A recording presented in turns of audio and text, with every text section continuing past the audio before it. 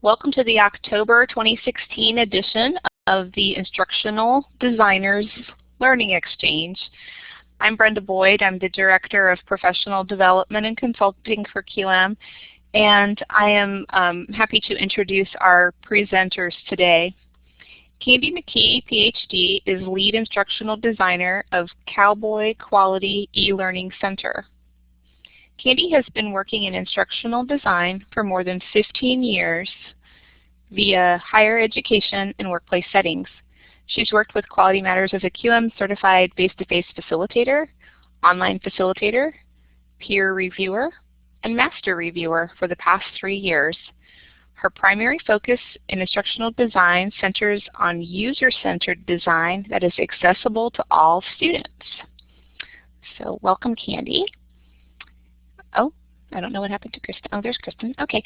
Kristen Winterraud is instructional designer of Cowboy Quality E-Learning Center. Kristen Winterraud has been teaching for more than 13 years and brought her experience in student engagement to the instructional field a few years ago. For the past year, she's engaged with Quality Matters as a peer reviewer on her campus. Her primary focus in instructional design is centered on student engagement in activities and assessments. So I will turn it over to Kristen and Candy. Hi, this is Candy, and our flow is going to be where we're going to talk about kind of the things that we know, the problems that exist, best practices. Oops, we got a failed message. Can you hear us? We can hear you. Okay. Okay, we got an error message. We're sorry. We'll talk about the problems that we know about, the problems that you know about as well, also the benefits that come from having a discussion, what's suggested as best practices, and then we'll follow with really our experience and what we found to really be the key to make a discussion engaging, and then end with kind of question and answer. So, real problems. What happens when you have a discussion? What's reported and what everybody knows, of course, is the following. What we've seen here on our campus for online teachers is most people are using the discussion board sort of incorrectly. They're asking closed questions, yes and no answers, or define this. Not necessarily engaging questions. They treat the discussion board like it's a quiz, and they don't treat it like an actual discussion between peers. They don't establish standards on what they expect from this discussion board, which means that students will pop in and just pop in, I like this, and they think that's okay. You have to establish some standards. They're not allowing the students to draw connections between the real world and what the textbook is.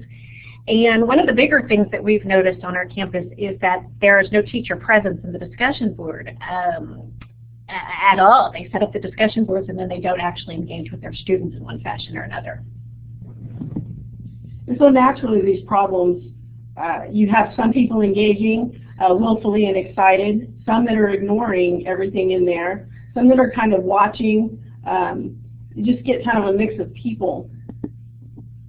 And what we all know as instructional designers as the benefits are as follows. First and foremost, the discussion board can create class community.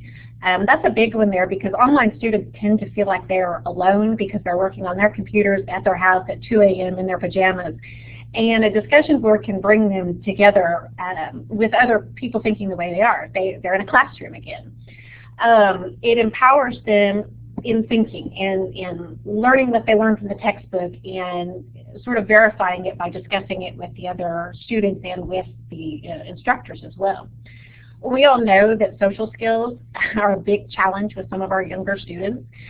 They are our technology generation. Unfortunately, their way of communicating outside of school is different than should be in the professional world as well as in school. So the discussion board helps facilitate almost proper engagement, proper social skills that they're not getting outside of school. Going up towards the top there, being able to reflect on what they learned. That's a big deal. You can spit out, regurgitate facts back and forth for testing and stuff, but being able to synthesize and analyze things in the discussion board with each other, that's huge.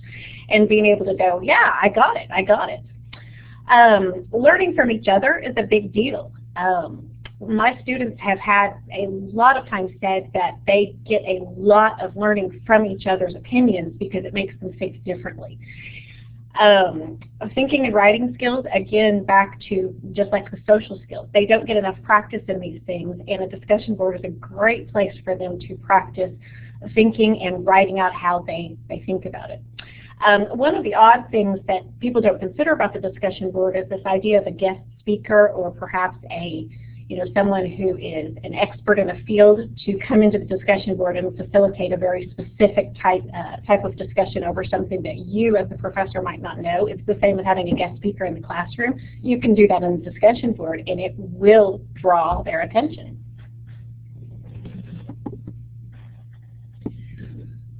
So as we all know as instructional designers, there are some just basic things that you can do that will make a discussion board better. You can ask open-ended questions, of course. Put anything that's quiz-related, knowledge check in the quizzes. You can ask for responses, but as Kristen noted earlier, those responses are often ditto, I agree. In fact, I believe on one of my discussion boards today, the third or fourth reply, it was ditto, ditto, ditto. You have to be present at least a little. They have to know you're there and watching, because if they think you're not engaging, then they don't see that you believe it's got any importance. Clear alignment of objectives and learning materials, of course, as we know from QM. And then clear structure. So asking for a particular type of reply, answering certain questions, a certain number of words, responding to a certain number of people. They like to be coached because they're going to act like they do in the face-to-face class. If you don't ask them directly or put them into groups to engage, they're just going to sit there quietly. And then another big one is make sure they're arguable. Sometimes we ask questions that have flat answers that are fact-driven, and much like a thesis, you can't argue a fact, and you can't have a discussion about it. And so those are kind of the basics that have come up that we know through research and other best practices. But the key that we found, honestly, with discussions here on this campus is authenticity. As professors, and I say that because I teach and Kristen teaches as well, as she noted, we have our teacher face. It's very formal, it's very pleasant and polite, but we use a lot of our academic ease and our academic engagement skills. And then we have who we actually are. I tell my students all the time, you are engaging with teacher face Candy. When I walk out this door, I am Candy, and I'm very different. I'm incredibly introverted, but my teaching style does not reflect that. And so how do you get authenticity? One of the things that we've talked to a lot of people on campus with and noticed in discussion boards that are incredibly successful is that there's a use of an instructor versus professional discussion. So it's not really informal, but they use a style that's as though they're sitting at a table, lunch table, with groups of their peers, and they're just talking. So it has a discussion tone and approach. And I'm going to show you, I'm a technical writer, and this is incredibly difficult for me, as you're going to see. I use my examples because originally I was terrible. Thus I'm in training. So also talk to them and not at them. You can sign your name as a simple one, but we tend to talk at them and not to them. Again, going back to it's not really a discussion. It's almost as though we're posting a question and answer for an assignment for a test or something. So the key is thinking of them as potential peers. We talk differently to our peers.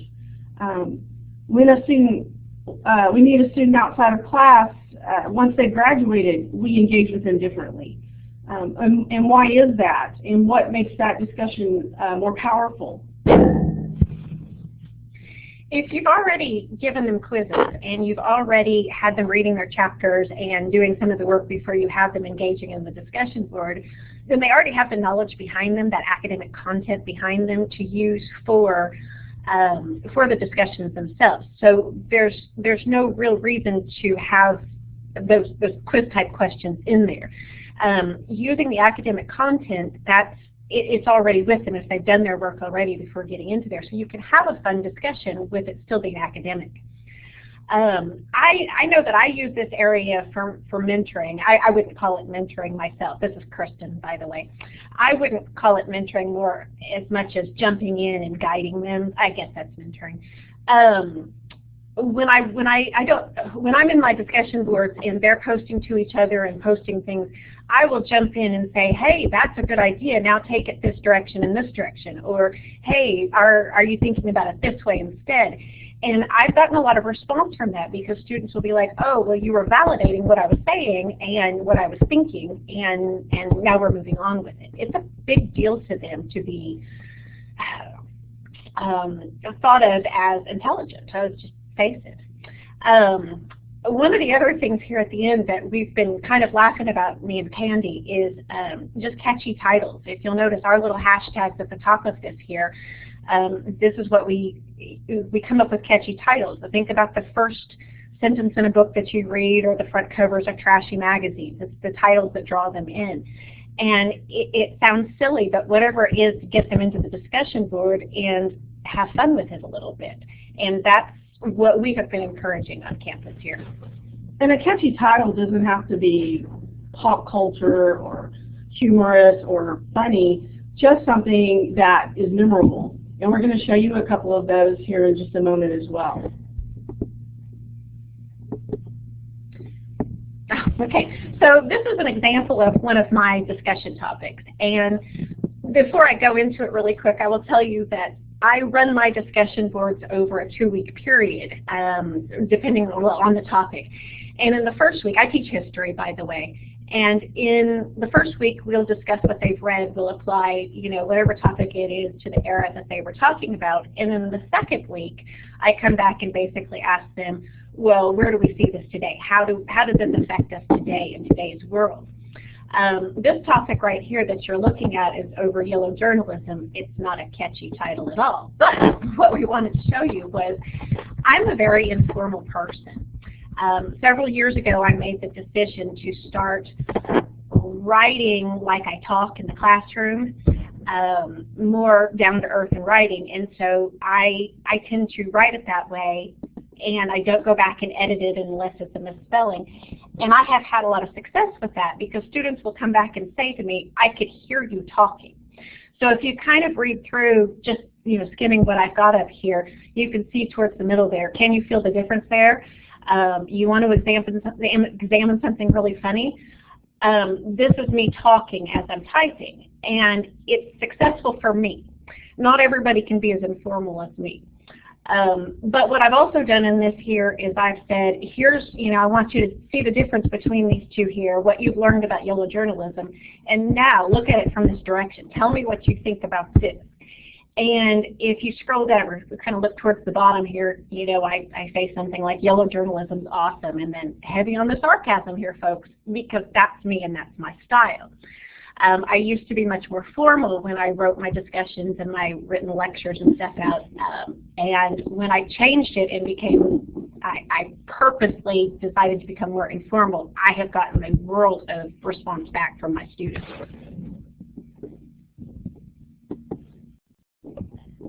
Another thing, not only with authenticity of the language, which we'll show you more of it in just a moment, but it has to be worthy of attention.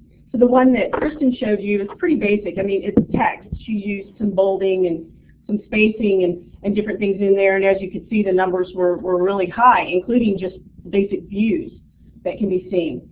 So we also coach our faculty to be modern, use memes, cartoons, things that trigger a discussion, especially if you have a class with a lot of millennials. They're used to this type of engagement. Use real graphics, not icons or clip art. I've had students even respond in evaluations that it just doesn't look professional. We know this, but helping faculty to understand that, and maybe helping them not use Comic Sans. Okay, that's a personal plug there, but Use videos, your own or YouTube, and I'm still talking about the discussion area here. We're going to show you some examples of that and talk about how it improves the engagement with the students versus having it just in the lessons or it just be a lesson video. And then use bullets and not the traditional method. So I'm basically on the screen you have a series of 6 bullets, but they don't look like bullets, they look like a full-on visual. And of course use headings. If they can scan through and skip things, they will. And if you can guide them better with your headings so that they at least pick up the important parts, that's even better. And use audio. I mean, it's a discussion, so talk to them. Our nurses are preparing to use audio on the discussion board where they will present a case study and students have to analyze it and then they have to respond to the case study patient as though they were their nurse.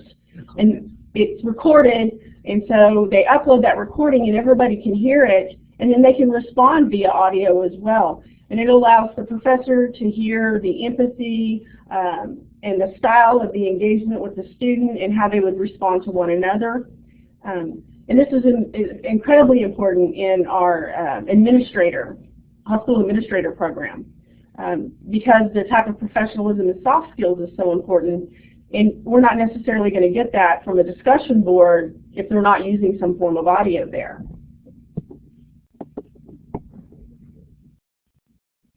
And content is key. Kristen and I will never argue that the content's not the most important part of it.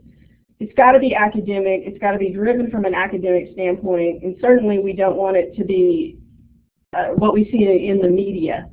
And really draw on their experiences. I think we do that in the classroom naturally. We've tended to turn around that passive learning in the classroom and we ask for responses and experiences of how things have gone, but we're not always inviting them to share their experiences. It puts us at risk as instructors, of course, because somebody's experience may look like it invalidates something we've said. But we know, especially in capstone courses where students are in internships, proctorships, and other types of specialized courses, a place to share their experiences as they're going through it is vital to helping them grow and learn. And then role-playing in scenarios. This is Candy, and I use a hiring simulation where they are assigned to a hiring team, given a job ad, a series of cover letters and resumes, and they have to figure out who they want to bring in for an interview. And so they're practicing making assertions, giving supporting evidence, and being in somebody else's shoes. And now Kristen's going to share a scenario with you.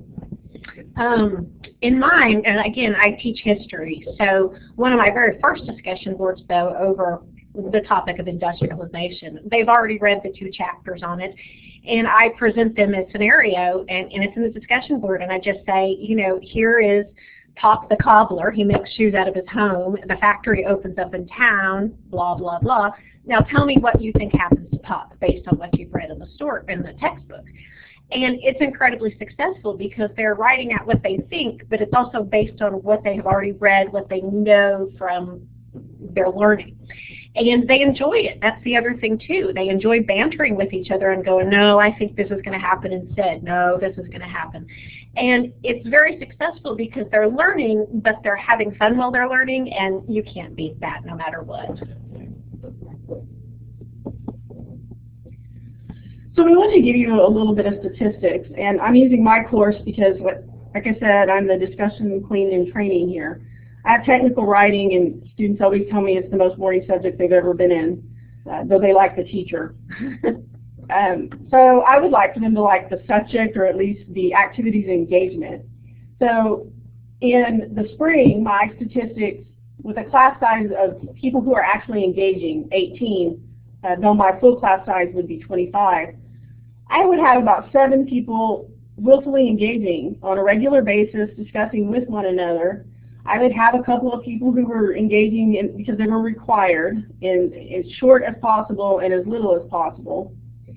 I'd have about 3 or 4 maybe that would come in on occasion, like, oh, this week I have time, or oh, that looks good, I'll answer that, but they weren't consistent. And then I'd have about 6 that were out there not doing anything. They weren't posting at all. They would be posting their assignments, in the Dropbox, but they were not in the discussion board. They simply didn't post anything. And even though I assigned points to it, they would take those zeros and not engage at all. So a question post might have 20 posts total. That's initials and replies. So I rewrote all of my questions, which we'll show you some here in just a second. And this is the kind of improvement that I saw. Still about the same amount of kids that are engaging, about 18, but my willfully engaging went way up. I still had my required students. I think they have similar characteristics. One that was popping in and out, but my not engaging went down to 2. It was incredible, the difference, and I would have a total of like 54 posts. And sometimes, because I don't close those discussions, I would go back in over the weeks and see if they were still talking to one another, those that were willfully engaged. It's gone incredibly well this semester. And so, to tell on myself, here's a before.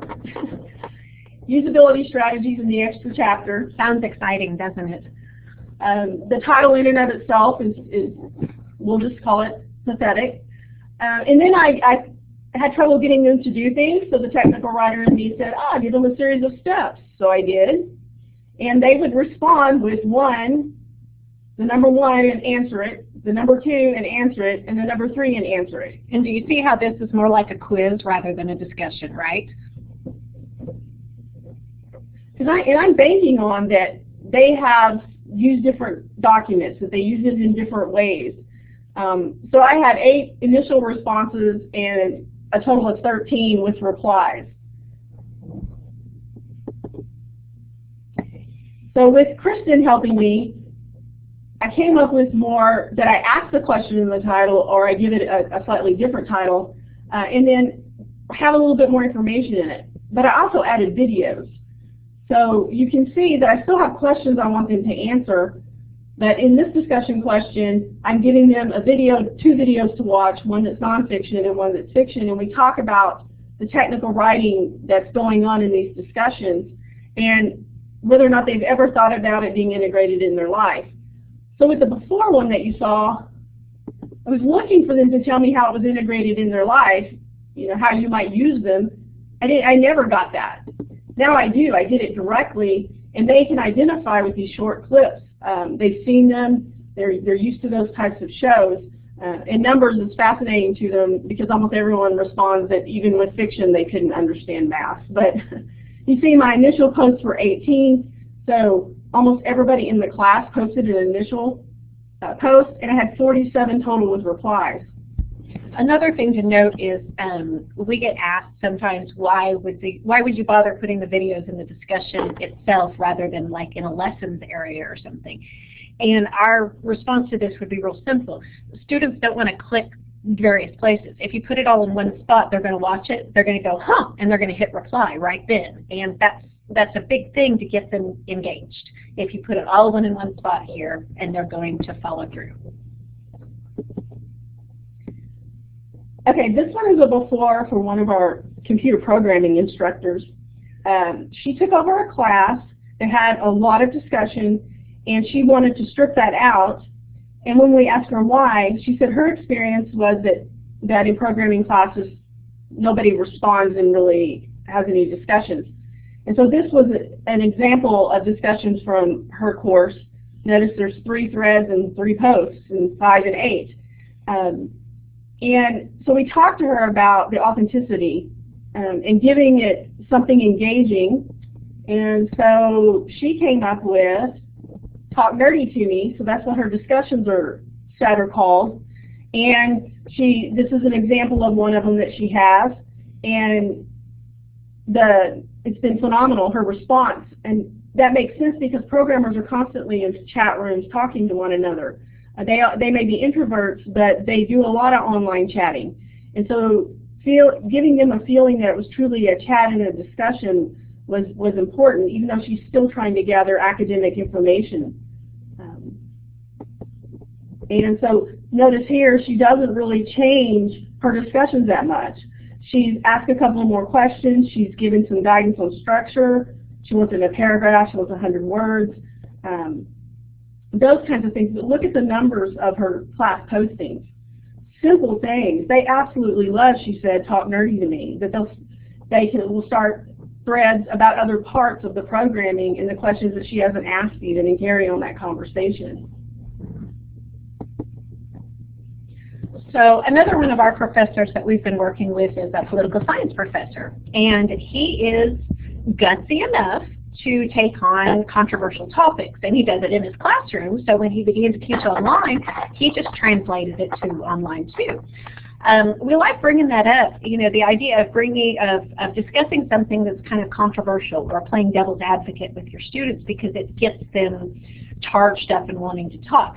You have to be careful with that, though, and our political science professor here is pretty good about monitoring his discussions, because things like, as you can see, same-sex marriage could get out of hand in the discussion board. But before any discussion takes place each semester, he lays the rules out, and we probably should have included, a screenshot of some of his rules.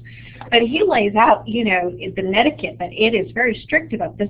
You will not say certain things, you will not do this, you're going to speak in this language, you're going to be careful what you say, you're going to remember that people read things in different tones. And he monitors it, and he lets people know, hey, I need you to tone this down, or I need you to be careful. And by the time they've hit mid-semester, his students are pretty comfortable talking with each other, because he has guided them on it. And when it comes to controversial topics, they enjoy it, right? It's something that they can, get up and they can talk about, but it's also a safe space to do it, because it's education. So it's not like on Facebook where everybody's just throwing their opinions out and screaming at each other. It's a monitored discussion, an actual educated discussion based on what they've been learning about and applying it to their lives around them. One of the keys to see here, because when I show you his after here in a moment, you won't see all of his language, but this is the way he would talk in class. He would, can you believe it's the last discussion? I've saved the best for last, and I can't wait to hear your opinions. So he's inviting them to give their opinions and to be engaged. And then he tells what he believes, and just as he would in class. And we know this because students report that all the time. He's actually considered a rock star on campus. They try very hard to get into his classes over others who teach this. So that authenticity, that genuineness that's in the language here that he does, and that Kristen and I have been talking about, it invites an engagement. It doesn't seem, maybe, I'm going to use the word sterile. It's not as clean and unmassageable in terms of being able to engage. It's inviting that engagement through a language and a style that does that. After he came through us, we started talking about some things that he wished that students would understand from discussion posts, and one of them was that they didn't seem to understand that it was all about people. So they're talking about political science, the Constitution, and that's a piece of paper, but really that piece of paper is affecting people. So he started adding pictures. As you can see in the first one, he's got the death penalty, and he's got a picture of the vial of the drug that's used here in Oklahoma that's so controversial, and somebody from Oklahoma who's on death row. And then the text of the discussion is underneath that. So he gives he personifies it for them. And he does the same thing here.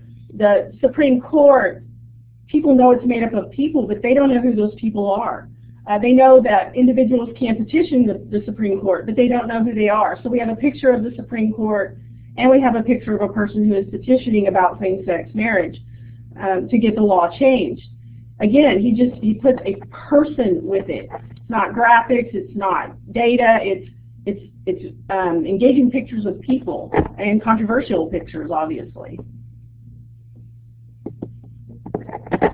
And this is another example from my class.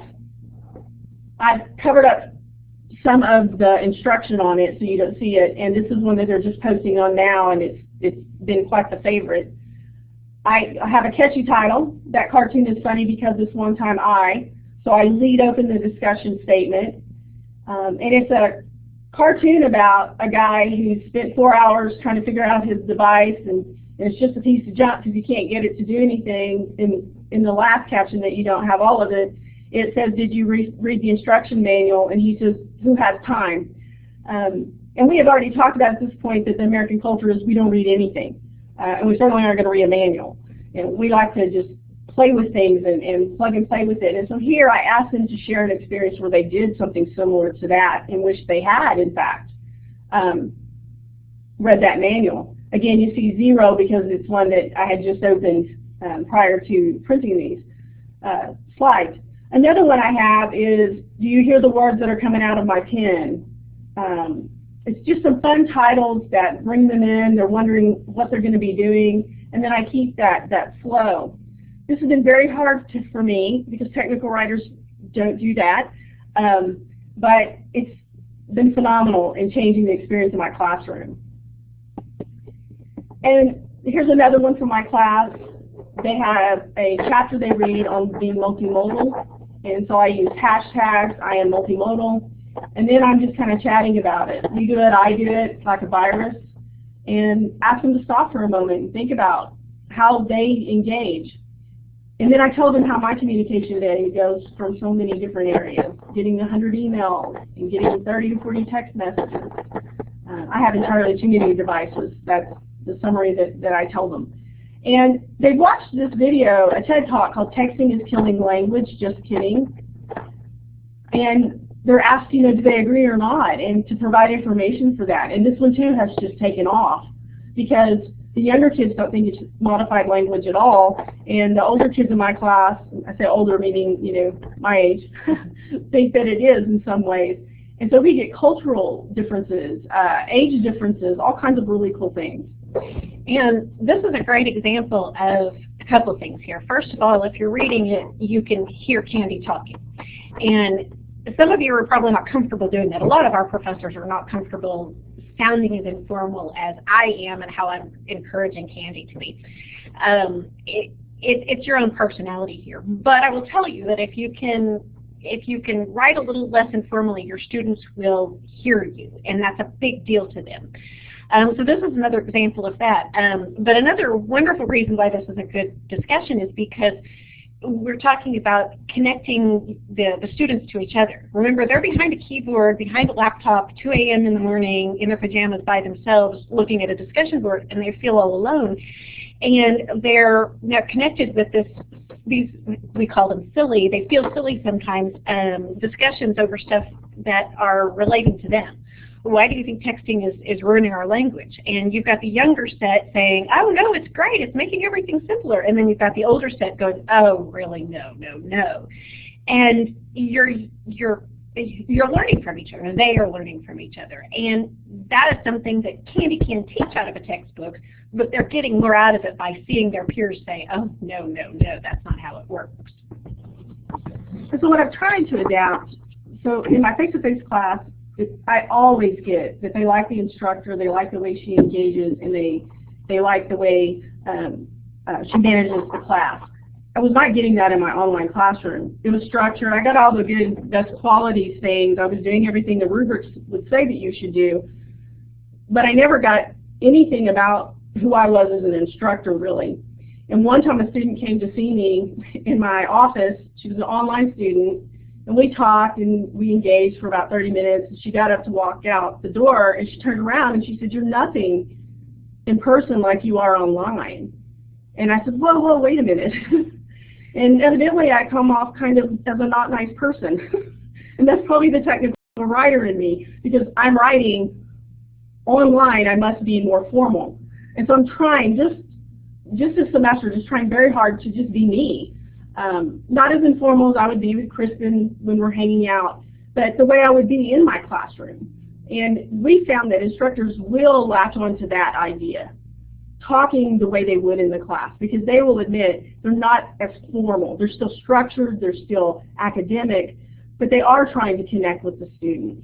And that's what you're seeing me try to do here. So I think we're open for discussion and question and answers. Thank you, Candy and Kristen. Those were a lot of really great ideas for making engaging discussion forums. So if you have a question, please use the hand to raise your hand if you'd like to ask it via audio. you can also post in the chat. So there's a question from Robin Florentine from University of Pittsburgh. Can you talk about discussion rubrics you use for engaging discussions? Yes, I do use a rubric. Some people list more kind of characteristics they're looking for, but I have a rubric that it's, in some ways it's countable. So you have to have responded to however many people I ask you to respond to. It has to be so many words. But then I also, in the rubric, if you want to score 100%, you have to use the language from what we're reading and studying. So I want to see you using and talking about the concepts. They can't ramble, which you can lose your students in that kind of rambling that goes on. And so that rubric, as they're missing those components or they use less and less of what it is that's being studied in that discussion, in their original post and in their responses, that number's coming down. And then I coach them in areas where that's occurring. So the rubrics work incredibly well if you're going to monitor it, truly monitor it, read it, and try to provide feedback and kind of mentoring and coaching. I'm not sure they work so well in discussions that you're not willing to do that. And we have some professors that they don't want to monitor the discussion at all. If it's posted, they get points. Did that answer your question, Robin?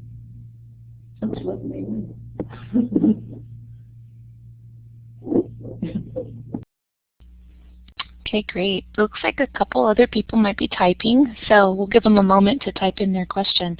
Here's one from Betsy and Kathy. Do you summarize discussions after they are complete? You know, it's Kristen here, I'll tell you. I personally do, but I tend to do it in like a mass email or the front page news forum at the beginning of next week when the discussion is closed, simply because I have found that students, if the assignment is closed, they don't go back.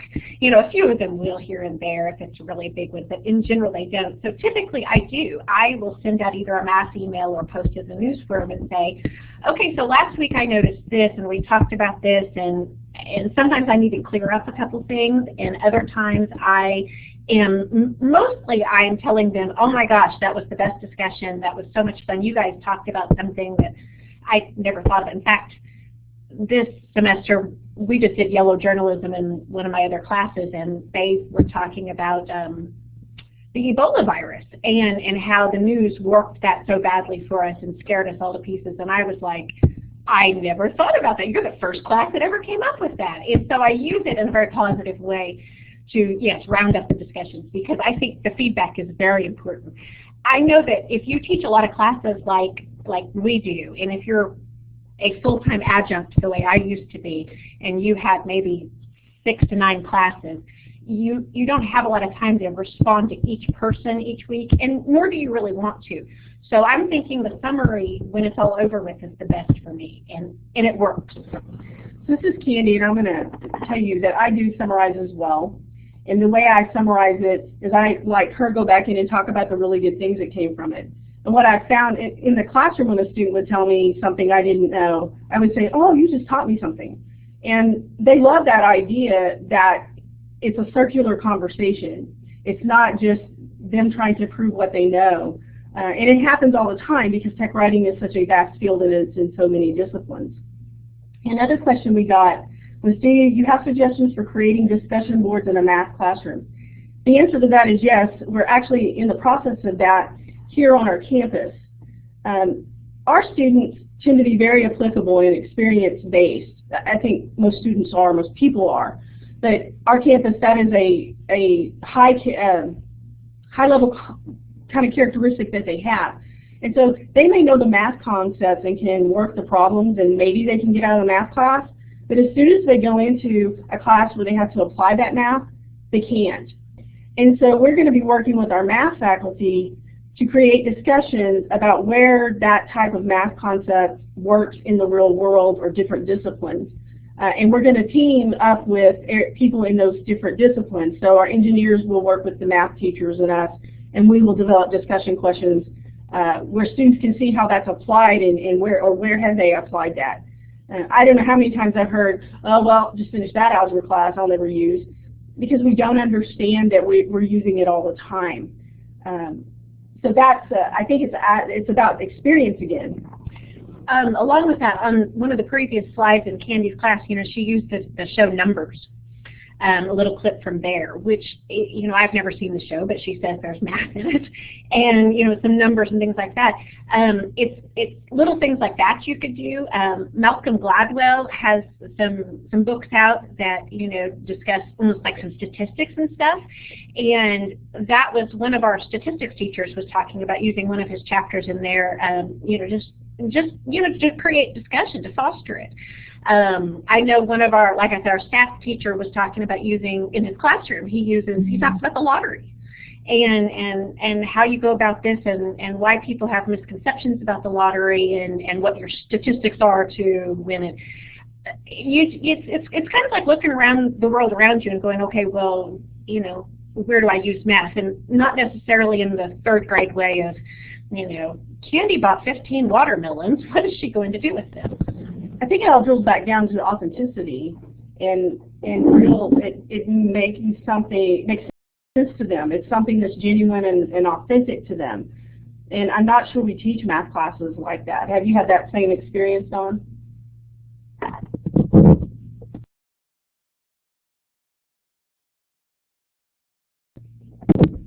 Or maybe some others have some ideas as well. Really great point. Anyone can chime in here in the chat too, because we have a room full of instructional designers, and I know that Candy and Kristen are our presenters, but others may have some ideas too. So feel free to chime in the chat area there.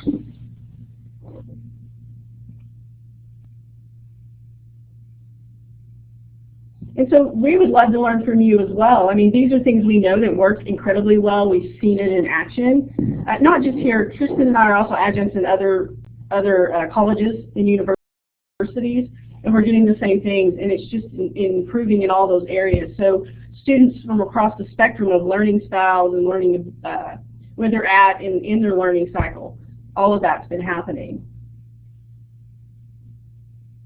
Sometimes it can be a homework help place, absolutely.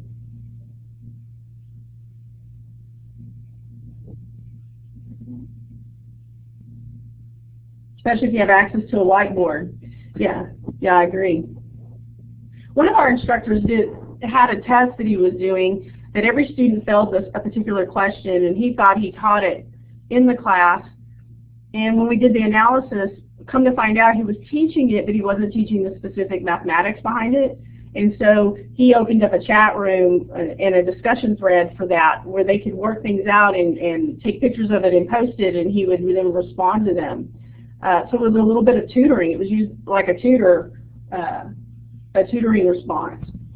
And this might, I don't know how this is going to come out sounding, but in classes like math, where discussion is not the norm on an online class, and your students are, I'm coming in to do my assignment and then leaving.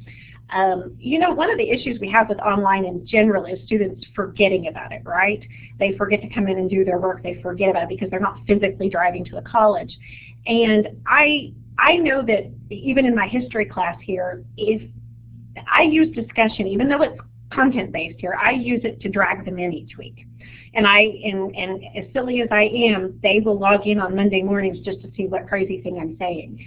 And I've discussed this with one of our math teachers too up here, that maybe your discussion board isn't worth a whole lot of points or anything, but maybe it's something that just keeps them coming back, so that they know that they're not alone, that they know that you're not a robot on the other end, that they know there's other students in the classroom. And even if it's something like using the show numbers, or something pop culturally, even if it's like find silly memes about math or something, it may not feel like it's content-based or academic, but it's helping them complete the course. And maybe you could think of the discussion board that way, as more of a uniting the students and keeping them coming back. I think too, one of the things, I'll go back to my evaluations face-to-face, I had very low drop rates and absences. Not the case online originally. And just since I've changed a lot of this, my drop rate has been very little very little, and I anticipate that it's going to stay that way because we're 8 weeks in now, and usually they're gone by this point. They're dropping left and right. So I hope to have a little bit of data for my class on that part of it. Okay. Rosella? The 3 types of forum discussions. Weekly discussions are for points. Engagement discussions are questions thrown in randomly for the class discussion. And guided forums are basically brainstorming sessions prior to a big assignment or test. Yes, that's a great one. Dividing your class, like if you have a project or something, you could put them into groups, or you can even just leave it one big one and say, you know, brainstorming ideas, talk to each other. They will do it, especially if you guide them on it and say, okay, who has ideas on this subject here? Who has ideas for this? Share what you're doing on your progress this far. It's the same as it's the same idea as Candy was talking about, the nursing students who are, you know, uploading their recordings of how they would respond to a patient. That's brainstorming on how you're going to handle a specific situation. It's great because, again, they're in a classroom and not just sitting alone at home in their pajamas at 2 a.m. I think, too, this is Candy, I think, too, the idea of a guided forum where it's before a big assignment or a test, the students are able to do what they might do out in the halls here on campus, you know, where they come and they talk to each other and they go, I can't ever remember such and such, and someone says, oh, here's a way to remember that, here's a rhyme, or here's how I think about it because it applies this way. They share the ways to learn and understand and remember this kind of information, and that synthesization that's occurring there that sometimes we don't get in the discussion.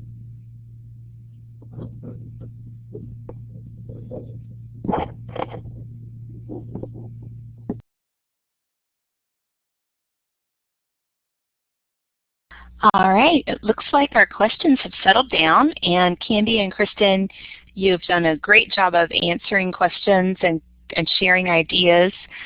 We do want to invite everyone to the Twitter chat that the IDA is hosting this Friday, October 14th at 11 a.m. Eastern Time. Go to Twitter and look up the hashtag QMIDA chat. The topic this week is going to be, well, this month, we do this once a month, the second Friday of every month. And so this week's topic will be around technology tools. And you can certainly have a hand in setting the direction with these Twitter chats. If you come to the session next on Friday, the last question will be, what do you want to chat about in November? So we look forward to seeing many of you in Twitter on Friday. Please join us next month. Mark your calendars now for Tuesday, November 15th from 2 to 3 Eastern Time, where Amy Grinswitz from Kent State University her presentation is going to be about instructional design strategies to promote deep, accelerated learning. And that's tied to her doctoral research, so she's looking forward to sharing that with us. So I'm going to go ahead and stop the recording.